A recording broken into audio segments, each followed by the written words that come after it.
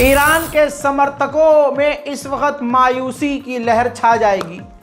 जो खबर मैं आपको बताने वाला हूं और इस तैयारी से हूं कि नीचे कमेंट में ईरान के समर्थक मुझे बहुत बढ़िया बढ़िया गालियां बकेंगे, लेकिन क्या करूं, खबर है, मजबूर हूं। डोनाल्ड ट्रंप के जीतने के बाद ईरान पूरी तरह से बैकफुट पर आ गया है। ईरान बिल्कुल ठंडा और शांत पड़ चुका है। खबर यह है कि ईरान को ट्रंप का डर है, क्योंकि ट्रंप उल्टे दिमाग का है और ट्रंप ने ईरान को बड़े नुकसान भी दिए हैं। ट्रंप जीतने से पहले कई तरह की बातें सिर्फ और सिर्फ ईरान के खिलाफ बोल चुका है।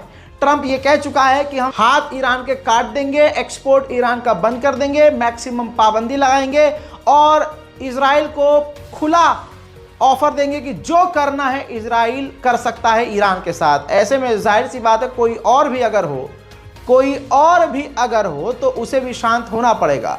जहां बाइडेन की सरकार से ईरान बात करने को राजी हो गया था और नॉर्मलाइजेशन करने के रास्ते पर चलने को तैयार था, वहीं अब बाइडेन हट चुके हैं और ट्रंप जीत चुके हैं।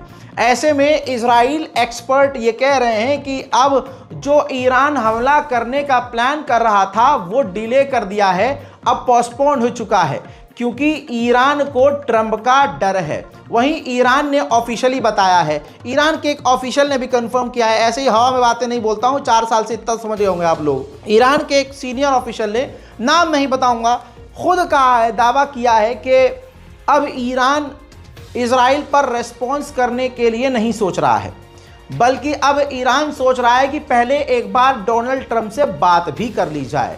दोस्तों, ये बहुत बड़ी खबर है। IAEA के चीफ अचानक से ईरान भी पहुंच गए। उन्होंने ईरान के न्यूक्लियर साइट्स का दौरा भी किया और आपको बता दूं कि उनसे, यानी IAEA के चीफ से ईरान के जो कमांडर हैं उन्होंने मुलाकात भी की है। वहीं आपको बताना चाहूँगा कि ईरान अभी बिल्कुल हमलावर नहीं है, डिफेंसिव मोड में है और ये ईरान की समझदारी है। आप और हम क्या करेंगे, हम तो चाय में पापे डालकर सिर्फ यही कहते रहेंगे ईरान हमला कर दे, ईरान हमला कर दे, लेकिन उसके बाद ईरान को किन किन सरकमस्टेंसेस का सामना करना पड़ेगा उससे हम दो चार नहीं हैं। बहरहाल ईरान जो भी सोच रहा है वो अपने लोगों के लिए बेहतर ही सोच रहा होगा। वहीं इजराइल की रिपोर्ट का दावा है कि हमने जो हमला ईरान पर किया था, ईरान की मिसाइल बनाने वाली फैक्ट्रीज के आसपास, उससे ईरान के मिसाइल प्रोडक्शन में 10% गिरावट आई है। यूरोप के कई सारे देश ईरान के खिलाफ UN में एक रेजोल्यूशन लाने वाले हैं, क्योंकि वो चिड़े हुए हैं कि ईरान न्यूक्लियर की जानकारी हमसे साझा नहीं कर रहा है। मेरे दोस्तों, CIA के एक एजेंट आसिफ नाम के व्यक्ति को, जो मुसलमान है, CIA में था, वो बंदा कोलंबिया में सर्विस दे रहा था, वहां पर उसको गिरफ्तार किया है अमेरिकी सिक्योरिटी एजेंसी FBI ने। FBI ने CIA के एक अधिकारी को गिरफ्तार किया। इल्ज़ाम यह है कि ये वही शख्स है जिसने ईरान पर हमले की जानकारी पहले ही ईरान को दे दी थी, जिसकी वजह से ईरान के ऊपर इजराइल का पूरी तरह से हमला फेल हो गया। उधर सीरिया इस वक्त बुरे हाल से दो चार हो रहा है।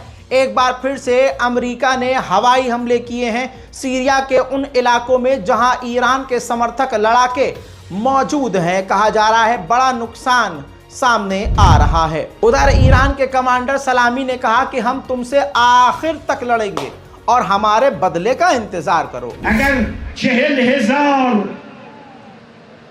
फिलिस्तीनी रा در نوار غزه تحت محاصره و بی‌دفاع به قتل رسانده اید و آنها را شهید کرده اید.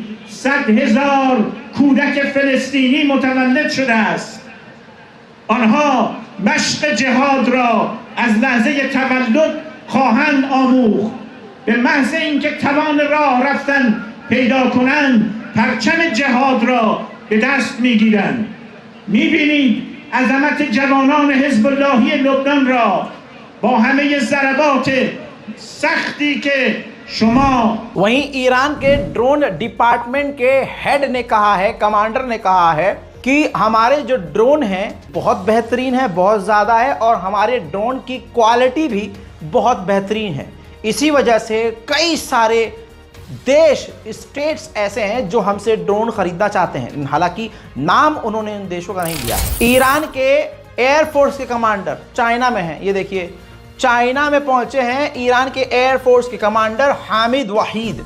इस वक्त वो चाइना में है और चाइना के J-10C जो एडवांस फाइटर जेट है उसके अंदर बैठकर उसको चेक कर रहे हैं। चाइना से हो सकता है कि ईरान भारी मात्रा में फाइटर जेट ले ले। मेरे दोस्तों, जब पेजर धमाका इजराइल ने किया तो उसमें लेबनान में मौजूद एक ईरानी ऑफिशियल भी बुरी तरह से घायल हुए। उनकी एक आंख खराब हो गई और उनकी कुछ उंगलियां गायब हो गई, उड़ गई।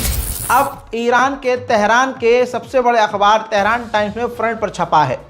क्या छपा है? An eye and several fingers, यानी एक आंख और कुछ उंगलियां। जी हां, एक आंख कुछ उंगलियां घायल हुई। अब इजराइल के डिप्लोमेट को तैयार रहना चाहिए, यानी यह धमकी है ईरान की कि अब ऐसा ही कुछ इजराइलियों के साथ होने वाला है। उधर ईरान और सऊदी अरब इतिहास में पहली बार बेहद करीब आए हैं। पिछले कुछ दिनों में आपने देखा कि मोहम्मद बिन सलमान खुद ईरान के लिए पहली बार बोले हैं, इतिहास में पहली बार ऐसा हुआ।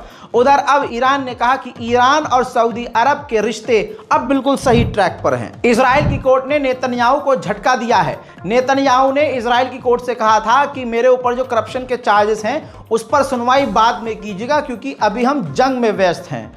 इजराइल की कोर्ट ने रिजेक्ट कर दिया नेतन्याहू की इस रिक्वेस्ट को, कहा कि पेश तो होना ही पड़ेगा। इजराइल के इतने सैनिकों को हमास और हिजबुल्लाह ने नहीं मारा जितना इन ससुरों ने अपने आप को मार दिया है। 56 इजराइल के फौजी फ्रेंडली फायर में मारे गए हैं।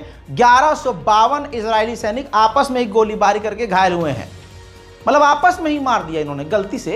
ईयू के फॉरेन पॉलिसी के चीफ ने इजराइल के खिलाफ सख्त कदम उठाया है और उन्होंने कहा है कि इजराइल के साथ अब बातचीत भी बंद कर देनी चाहिए, क्योंकि गाजा में वो लगातार उसको जो करना है वो बिना रुके बिना हमें सुने करे जा रहा है। इजराइल लेबनान को पूरी तरह से बर्बाद करके ही वहां से निकलेगा। अब एक लाइव मंजर दिखाऊंगा, दिल दहल जाएगा। ये बैरूत एयरपोर्ट है, जहाज मूव होता हुआ नजर आ रहा है।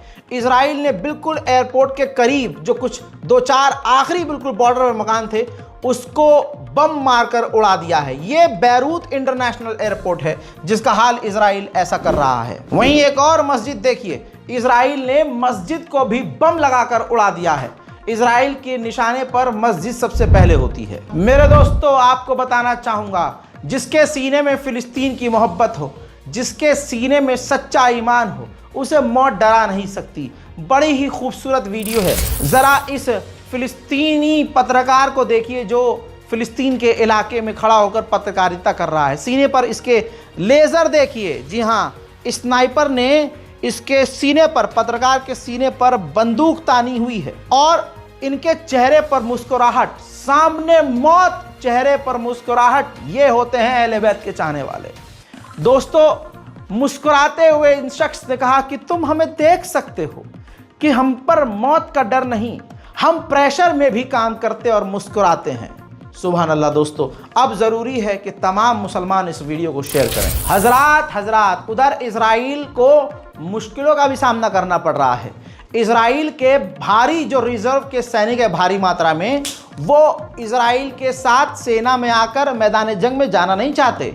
उनका मानना यह है कि यह फालतू की जंग है, ज़बरदस्ती एक लंबी जंग है जिसमें बचकर आना मुमकिन नहीं है। अमेरिका में यहूदी, ये देखिए, खुद यहूदी जो हैं, जो फिलिस्तीन के समर्थक हैं, वो इजराइल का झंडा तक जला रहे हैं।